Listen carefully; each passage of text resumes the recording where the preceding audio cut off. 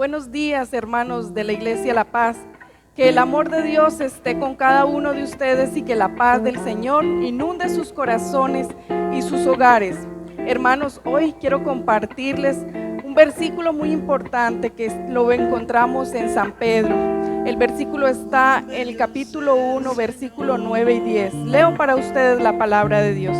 Mas vosotros sois linaje escogido, real sacerdocio, nación santa, pueblo adquirido por Dios, para que anunciéis las virtudes de aquel que os llamó de las tinieblas a su luz admirable.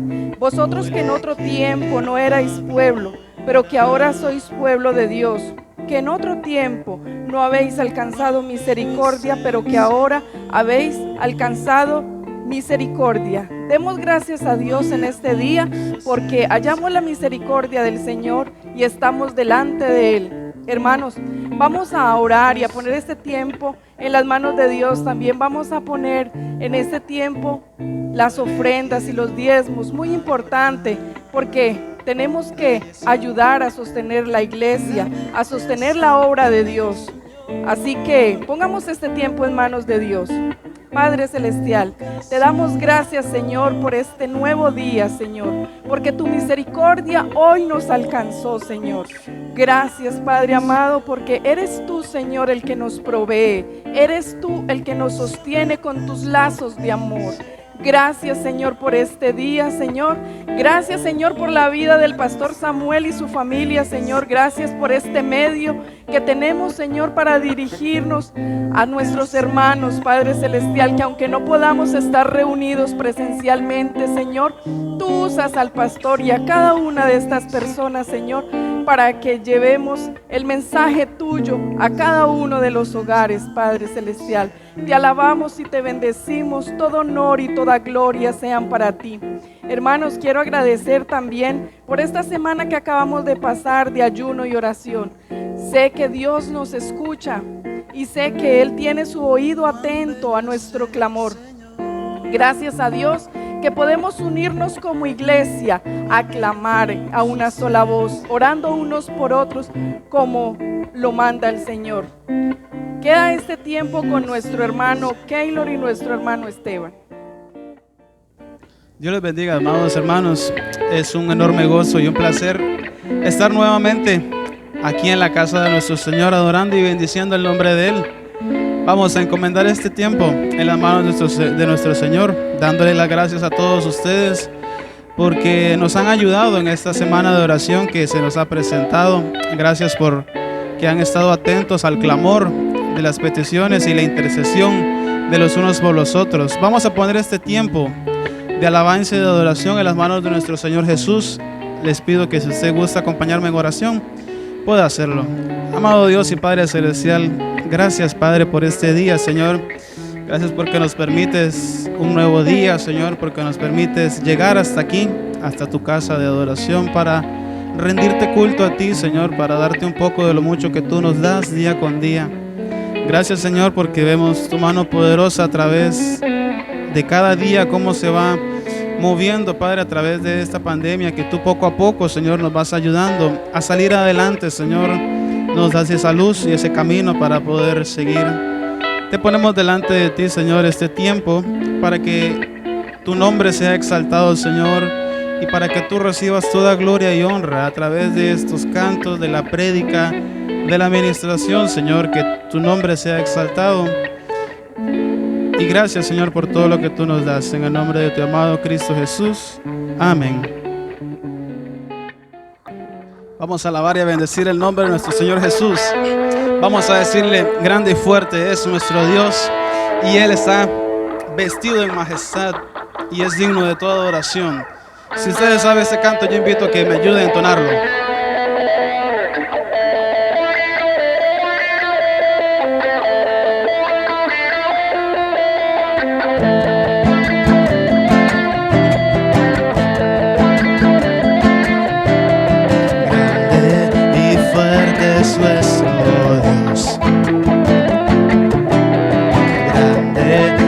Fuerte es nuestro Dios,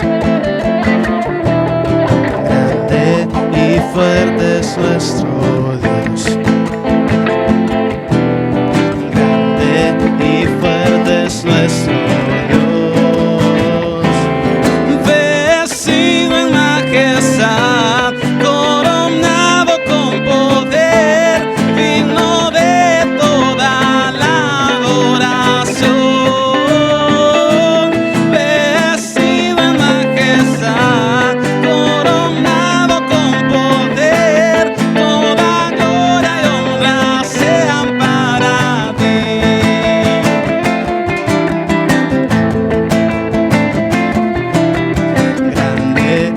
fuerte es nuestro Dios.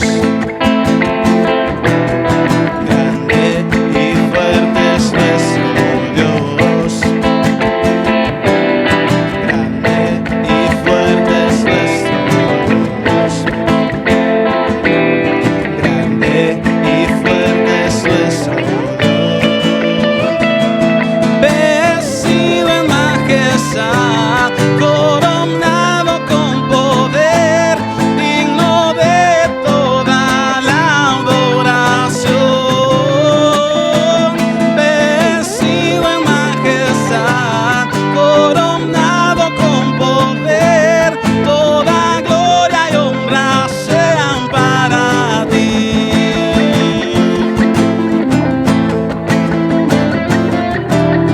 Grande, fuerte es nuestro Dios.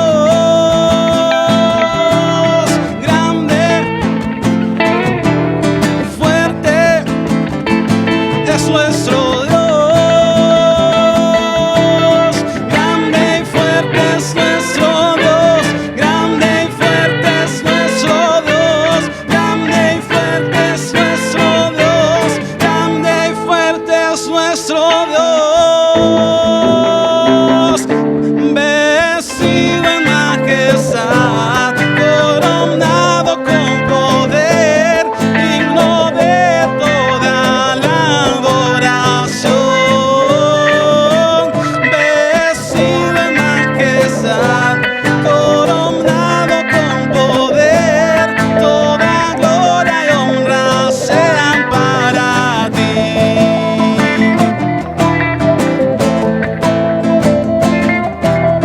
Grande,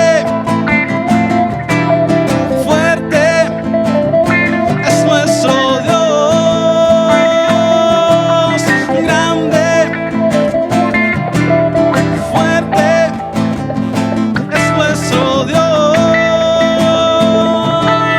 Grande y fuerte es nuestro Dios.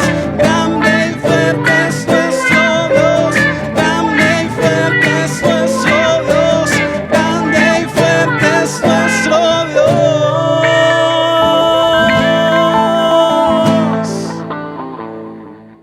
Continuamos alabando y bendiciendo a nuestro Señor. Anhelamos cada día más estar en su presencia. Deseamos sinceramente buscarle de corazón. Ahora que han pasado todo esto, muchos se acercan a nuestro Señor. Y como dice el Salmo 84, dichosos somos nosotros porque tenemos fortaleza en ti. Y en medio de cualquier aflicción, nuestras fuerzas están en ti. Este canto habla un poco sobre esta gran verdad y nos invita a que cada uno de nosotros busquemos ese refugio en medio de esta aflicción.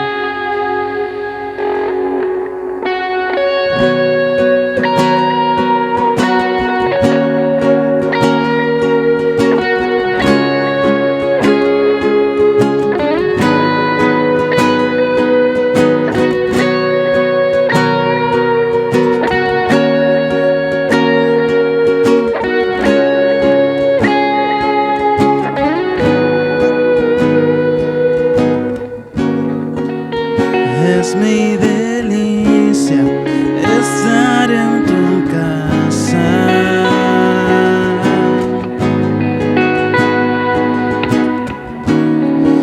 Encuentro refugio bajo tus alas. Sí, dichosos te alaban los que contemplan tu gloria, tu gloria.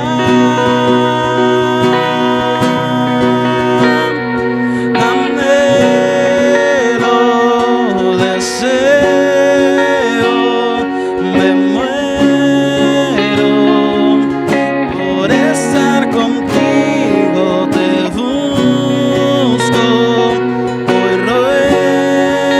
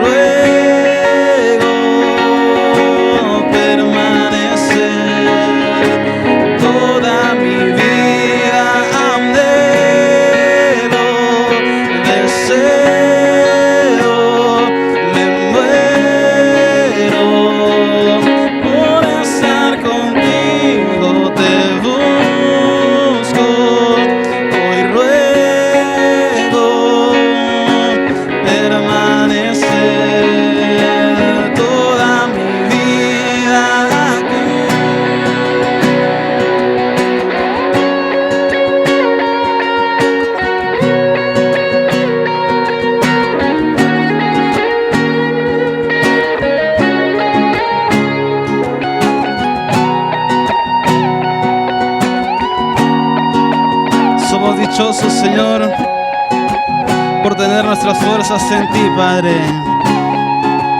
Dichoso el que tiene en ti su fortaleza.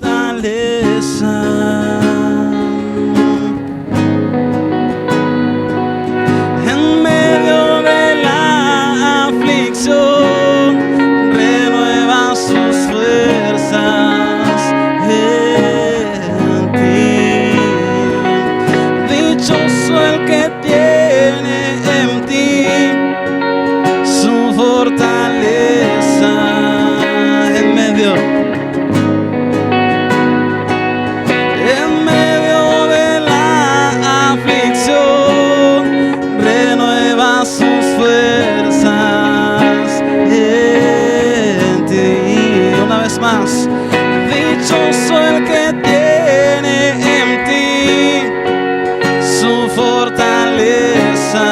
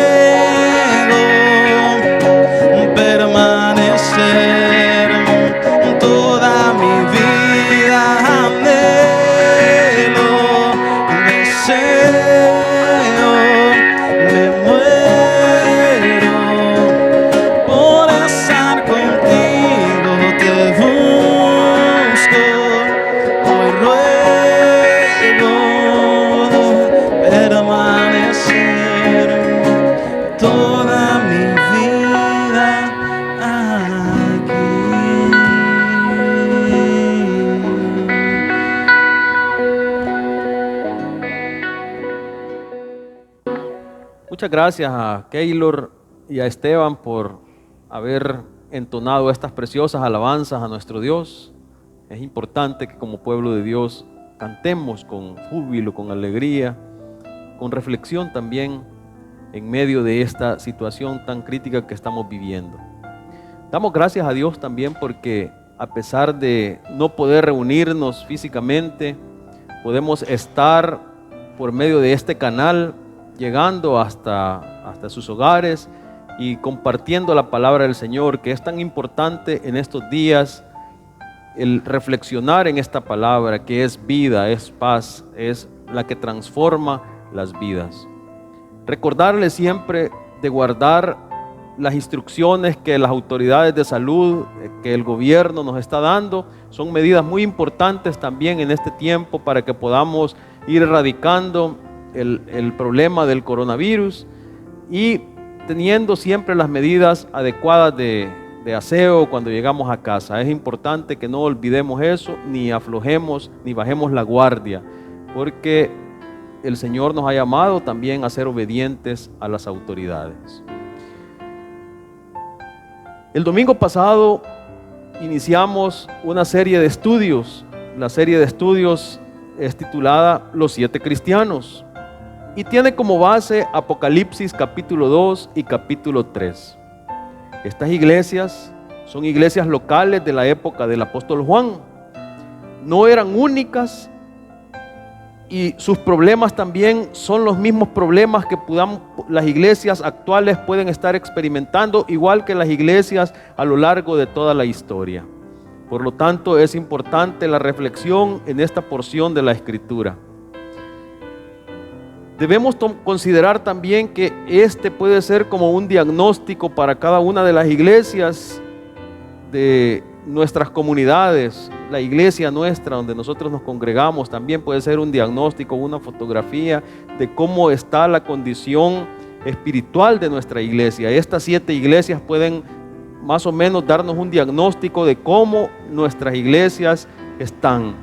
Pero también, y quizás lo más relevante, es que podamos examinar nuestras vidas, hacer un análisis de nuestras vidas y poder ver en estas iglesias que el apóstol Juan describe en Apocalipsis capítulo 2 y 3, algún problema que como creyentes estamos teniendo y corregir esa situación de inmediato para agradar a nuestro Señor. Vamos a estudiar en esta hora la segunda iglesia, y es la carta que el apóstol Juan le escribe a la iglesia de Esmirna. Y en ella encontramos algo muy importante. Encontramos una palabra de ánimo para esta iglesia. Encontramos esa palabra ya que el Señor sabe que es una iglesia que está sufriendo, pero el Señor le dice que la victoria está asegurada solamente en Él. Por lo tanto, mis queridos hermanos, debemos permanecer firmes y fieles en Cristo hasta el final, ya que solo en Él hay seguridad eterna, por lo que no hay por qué tener miedo. Voy a darle lectura a Apocalipsis capítulo 2 del versículo 8 al 11. Escribe al ángel de la iglesia de Esmirna: esto dice el primero y el último, el que murió y volvió a vivir. Conozco tus sufrimientos y tu pobreza, sin embargo eres rico. Sé cómo te calumnian los que dicen ser judíos, pero que en realidad no son más que una sinagoga de Satanás. No tengas miedo de lo que estás por sufrir. Te advierto que algunos de ustedes el diablo los meterá en la cárcel para ponerlos a prueba, y sufrirán persecución durante 10 días. Sé fiel hasta la muerte, y yo te daré la corona de la vida. El que tenga oídos, que oiga lo que el Espíritu dice a las iglesias. El que salga vencedor no sufrirá daño alguno de la segunda muerte. El apóstol Juan nos enseña que el resucitado conoce y está en control de todas las cosas.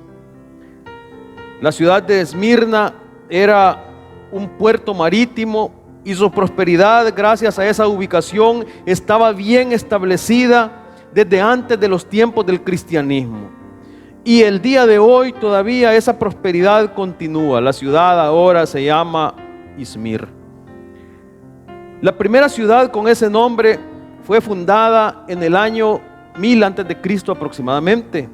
Sin embargo, en el año 600 antes de Cristo fue destruida, pero fue reconstruida por el sucesor de Alejandro Magno. Entonces, esta ciudad refleja aquella figura mitológica que quizás hemos escuchado, es la imagen del ave fénix, aquella ave legendaria que se levanta de las cenizas de la destrucción. Se aplicaba a Esmirna porque había sido destruida en el año 600 antes de Cristo, pero había surgido de las cenizas y ahora tenía una gran prosperidad. Entonces, a esta iglesia que se jactaba de esto, el Señor le recuerda a la iglesia que su Señor es el conquistador de la muerte y ha venido a favor de ellos. Entonces el Señor Jesucristo se presenta como el eterno y como el que resucitó de entre los muertos. Y es lo que encontramos en el versículo 8. Y escribe el ángel de la iglesia en Esmirna: el primero y el postrero, el que estuvo muerto y vivió. Cristo, mis hermanos, se presenta a la comunidad con títulos que le reconocen como el eterno y como el vencedor. El eterno porque es sin principio de días y sin fin de días. Jesucristo existe desde toda la eternidad. Pero también un día se hizo hombre, tomó la decisión de tomar la humanidad en sí y se hizo hombre y vivió entre nosotros.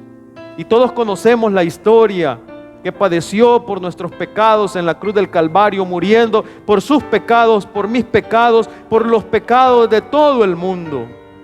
Pero no quedó muerto nada más, no quedó sepultado ahí en la tumba fría, sino que al tercer día resucitó con poder y gloria. Entonces el Señor Jesús es vencedor tanto del pecado y de la muerte corporal. Esta es la carta más breve de todas. Esta carta contiene únicamente elogios. Es que era una comunidad ejemplar. Se recuerda a la iglesia que su Señor es el conquistador de la muerte y ha vencido a favor de ellos. Porque ellos estaban probablemente desesperados por la persecución, por la muerte, por muchos asuntos que estaban pasando alrededor de ellos, falsas acusaciones, y probablemente ellos tenían deseo quizás de regresar atrás, pero el Señor se presenta como el vencedor. La muerte y resurrección del Señor es el centro del Evangelio. No debemos olvidar jamás eso. Este hecho histórico es el que marcó la humanidad completamente, la muerte y resurrección de Jesucristo. Pablo detalla los hechos a los hermanos en la ciudad de Corinto y los dice de la siguiente manera, 1 Corintios 15. Ahora, hermanos, quiero recordarles el evangelio que les prediqué, el mismo que recibieron y en el cual se mantienen firmes. Mediante este evangelio son salvos si se aferran a la palabra que les prediqué. De otro modo habrían creído en vano, porque ante todo les transmití a ustedes lo que yo mismo recibí. Y aquí está el evangelio: que Cristo murió por nuestros pecados según las Escrituras, que fue sepultado, que resucitó al tercer día según las Escrituras, y que se apareció a Cefas y luego a los 12. Después apareció a más de 500 hermanos a la vez, la mayoría de los cuales vive todavía, aunque algunos han muerto. Luego se apareció a Jacobo, más tarde a todos los apóstoles, y por último, como a uno no nacido o nacido fuera de tiempo, se me apareció también a mí. El Señor Jesucristo, el Eterno, el que estuvo muerto y volvió a vivir, ahora dice esto. Dice que conoce las obras del pastor de la iglesia de Esmirna y también las obras de la iglesia. El Señor es omnisciente, Él conoce todas las cosas. El Señor conoce las situaciones que el pastor de Esmirna y la congregación estaban enfrentando. El Señor, algo muy interesante que quiero hacer notar, es que el Señor no le guarda escondidas las cosas que sus fieles testigos pueden tener que sufrir por su nombre. Nunca trata de ganar adeptos o adherentes con la promesa de que haya de encontrar todo fácil y que todo iba a ser placentero. El Señor no oculta la realidad que iba a afrontar la iglesia en Esmirna. Quienes enseñan cosas diferentes, que en el cristianismo todo es amor y paz, está enseñando algo que es falso. Pero el Señor, encontramos entonces que conoce todo acerca de su siervo. Él conoce sus obras, conoce que había trabajado fuertemente, no había desmayado, permanecía firme, estaba ahí constante en el camino de Dios a pesar de todas las cosas. Él conoce su tribulación. Jesucristo elogió a la iglesia de Esmirna por su fe en medio del sufrimiento, y eso, dice el Señor Jesucristo, que los hacía ricos a pesar de que eran pobres. Pero tú eres rico, le dice. Es muy contradictorio observar a una iglesia pobre en medio de una ciudad con muchos recursos, una ciudad muy rica. Pero ¿por qué ocurría esto? Probablemente estaban desalentados y abatidos porque sus propiedades, sus terrenos, sus negocios quizás habían sido cerrados por su fe en Cristo. Las autoridades les habían perseguido y entonces ellos se encontraban angustiados. Por eso es que el Señor les dice que a pesar de que son pobres en ese momento, pero son ricos en virtud delante de Dios. El Señor conoce a sus siervos, pero también conoce las obras del enemigo, conoce las intenciones del enemigo. Y eso se ve claramente en la segunda parte del versículo 9, en donde dice, sí, yo conozco tus obras, pero también Él conoce y la blasfemia de los que se dicen ser judíos y no lo son, sino que son sinagoga de Satanás. Es que estas personas decían muchas mentiras en contra del pastor de la iglesia y en contra de la iglesia misma. Por eso es que estaban siendo perseguidos.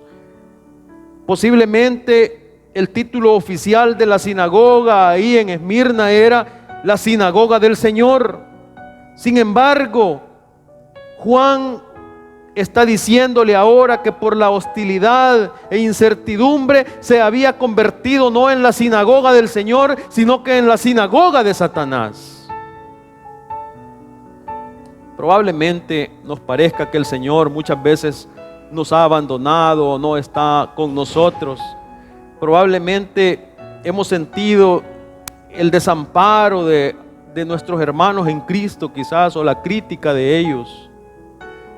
Porque déjenme decirle que muchos de los problemas que vienen de dentro de la congregación, de dentro de la iglesia, de dentro del mundo cristiano. No probablemente dentro de la misma iglesia local, sino que dentro de las diferentes denominaciones. Conversando cierto día con un hermano, me dice que había llevado a su padre muy grave al hospital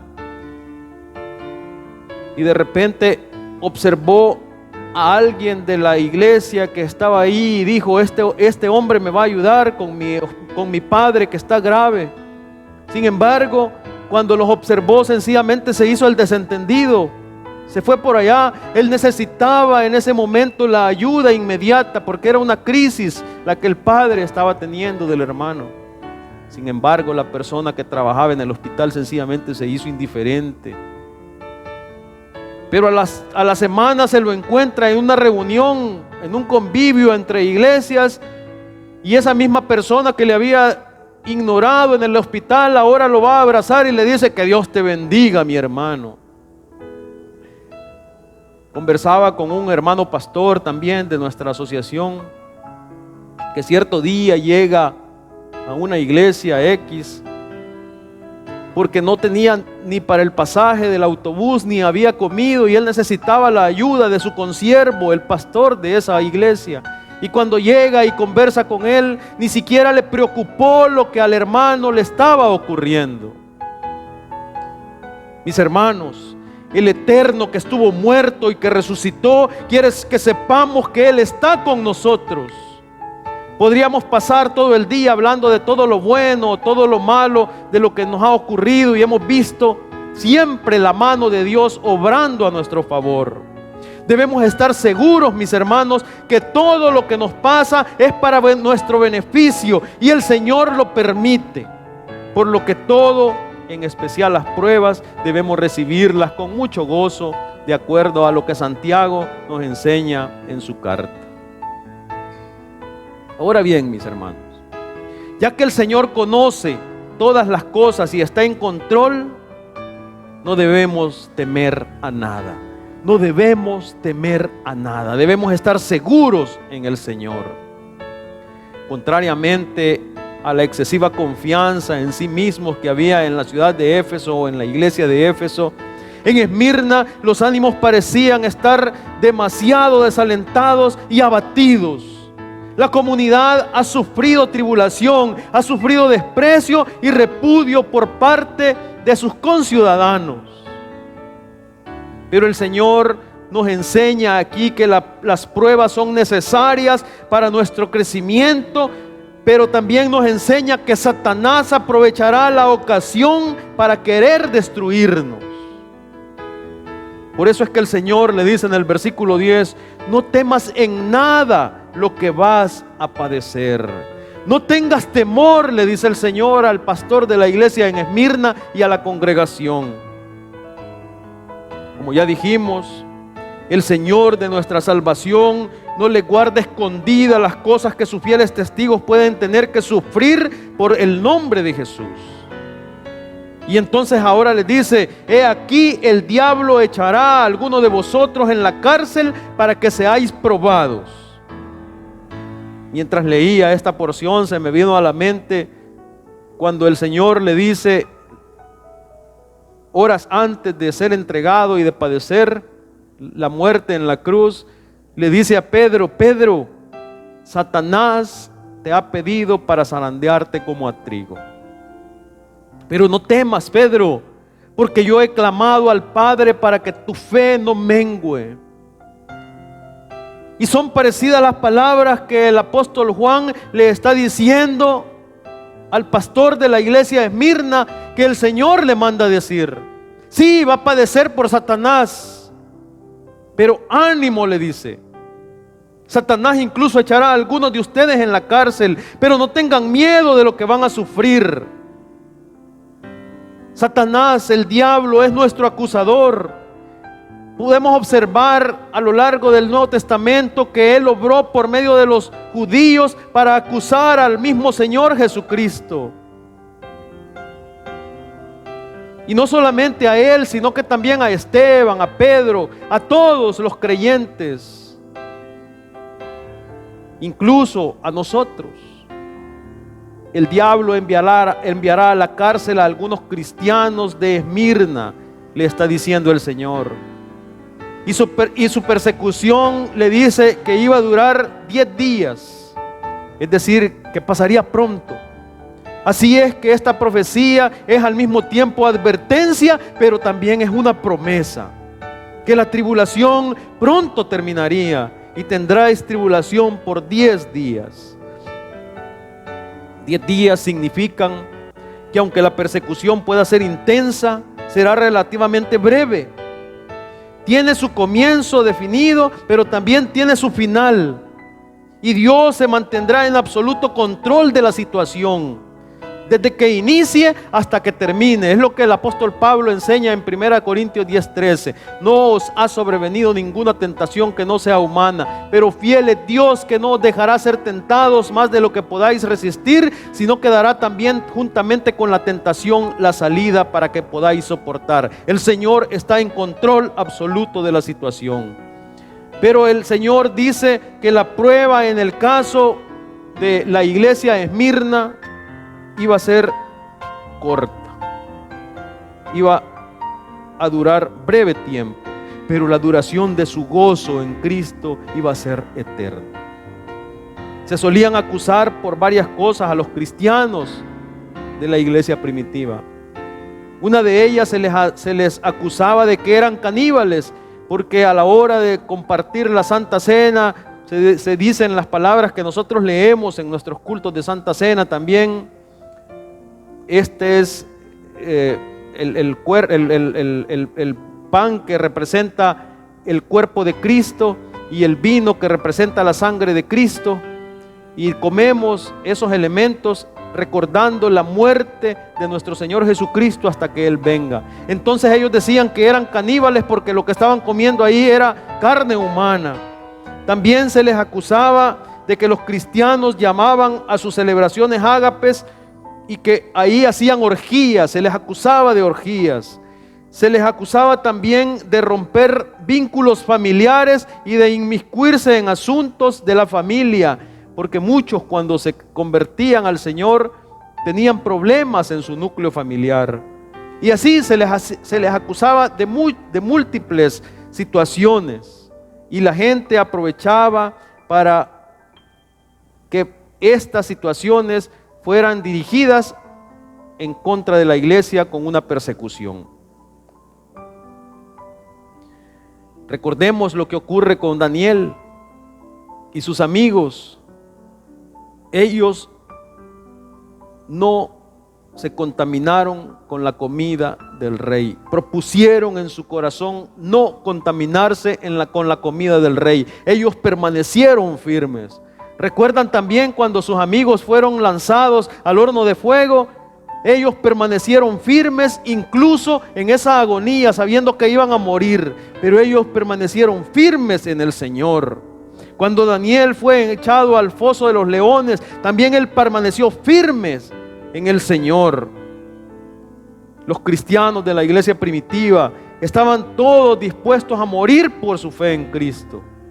son un ejemplo para cada uno de nosotros. Mis queridos hermanos, el Señor nos anima a no temer, ya que nos espera un glorioso futuro a su lado. Vamos a ser probados, pero esa prueba pasará. De ahí que el apóstol Juan le enseña lo siguiente a la iglesia de Esmirna y al pastor de la iglesia de Esmirna y también a nosotros en este siglo XXI. Y lo que enseña al final en el versículo 10 y el versículo 11 es que en la vida cristiana no hay jubilación. Como cristianos no tenemos que estar pensando, sí, solo voy a ser cristiano hasta que llegue a cierta edad. O me voy a ir de asueto un día. O me voy a ir de vacaciones. Sí, la Navidad me voy a salir un rato de la obra de Dios. Voy a ir a disfrutar, a celebrar, a disfrutar del mundo. Y luego en enero pues regreso.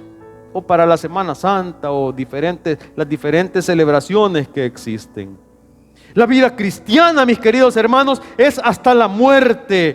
Por eso es que el Señor le dice, sé fiel hasta la muerte. Y hay un premio, mis queridos hermanos. El premio al final de la vida en Cristo es la corona de la vida.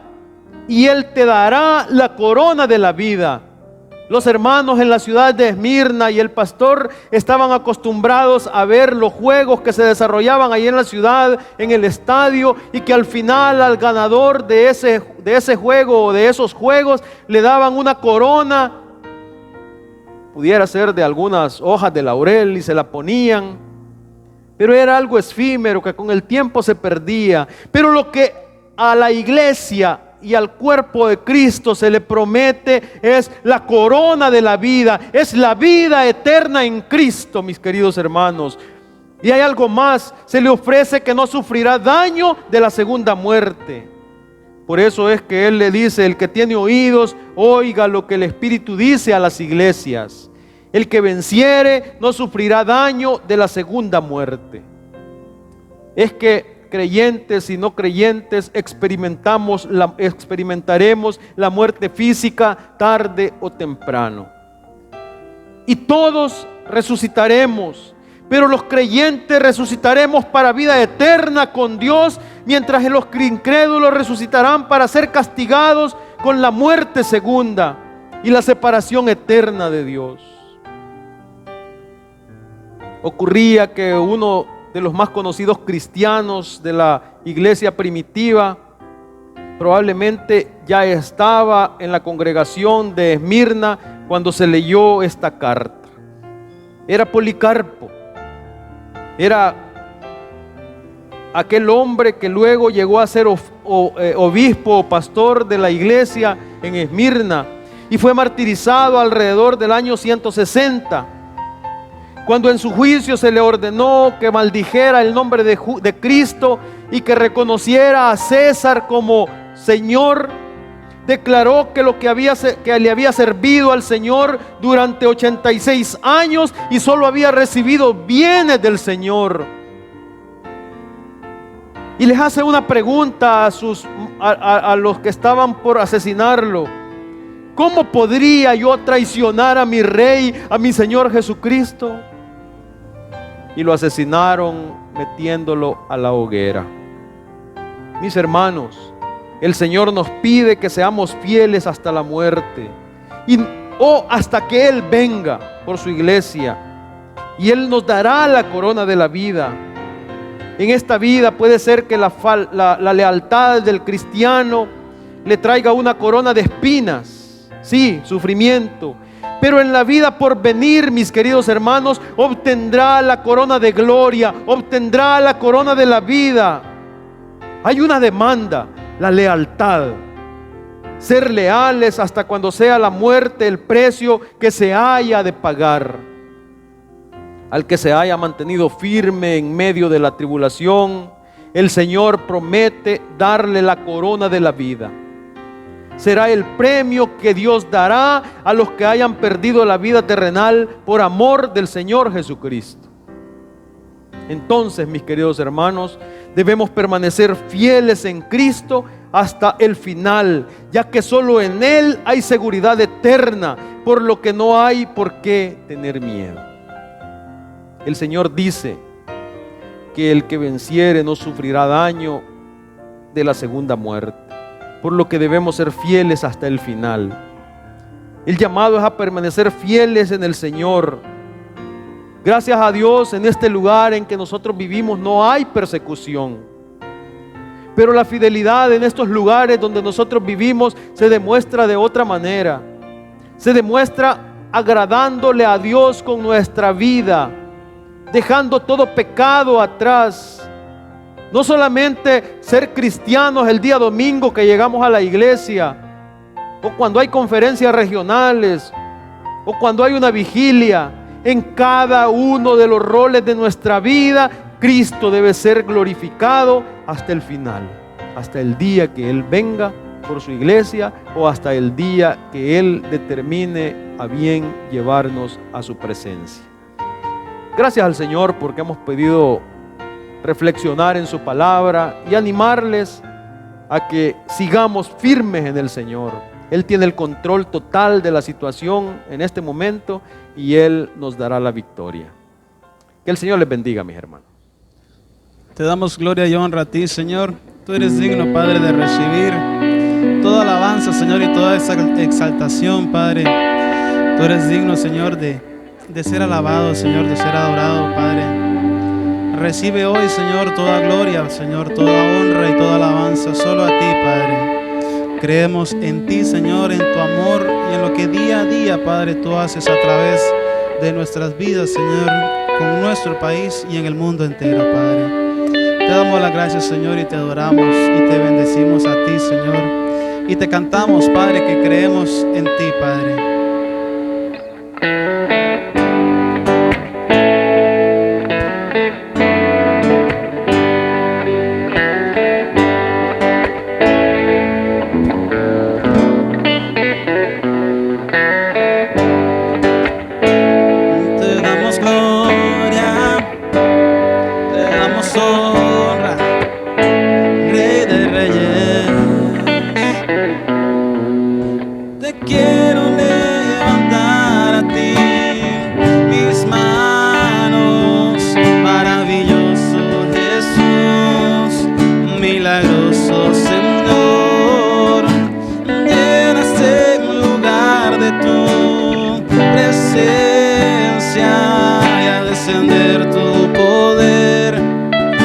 Que estamos aquí, creo en ti, Jesús, de lo que harás en mí. Creo en ti, Jesús, de lo que harás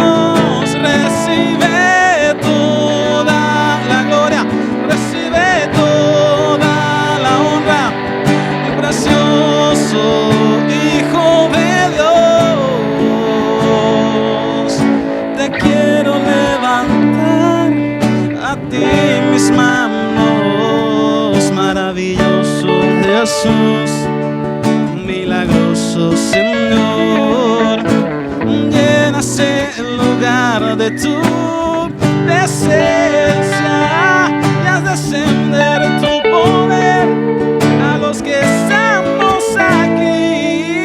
Creo en ti, Jesús, de lo que harás en mí. Creo en ti, Jesús, de lo que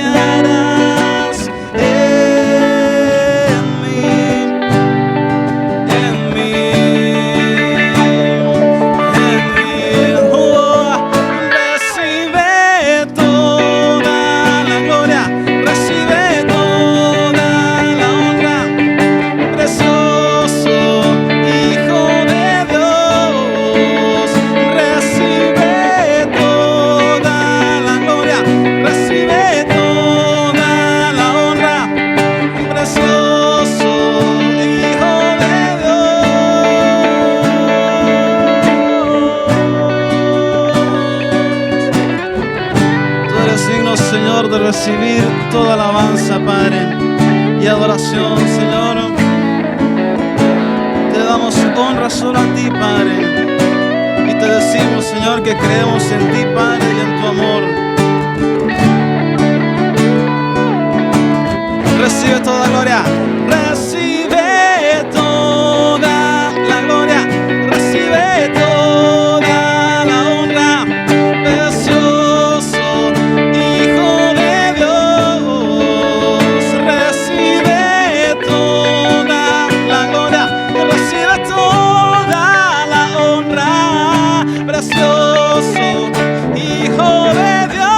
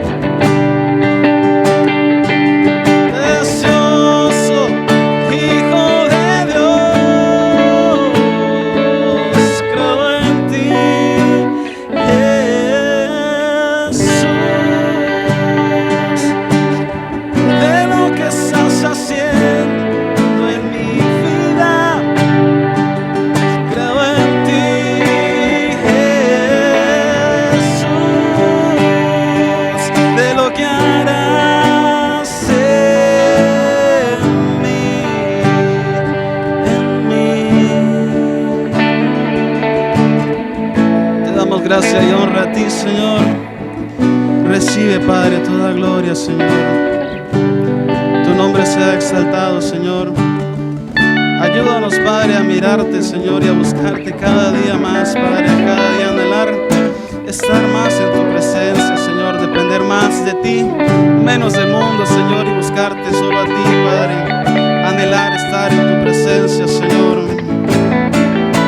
Recibe toda la gloria, recibe toda la honra, precioso Hijo de Dios. Recibe toda la gloria, recibe toda la honra, precioso Hijo de Dios. Recibe y recibe toda la honra, precioso Hijo de Dios. Creo en ti, Jesús, creemos en ti y de lo que harás en mí, de lo que estás haciendo en nosotros, Señor. Creo en ti,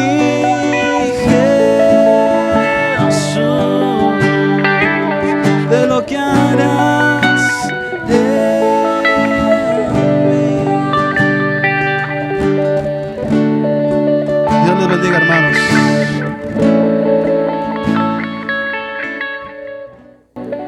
Bueno, hermanos, espero que este tiempo de refrigerio espiritual haya sido de regocijo en sus corazones y que esta palabra la atesoremos también y la llevemos en nuestras vidas. Hermanos, muy importante recordarles suscribirse al canal, dale me gusta y comente el video, dale like a la página en Facebook. En la descripción del video, hermanos, puede encontrar la información de contacto, tal como el teléfono, el correo electrónico y otros.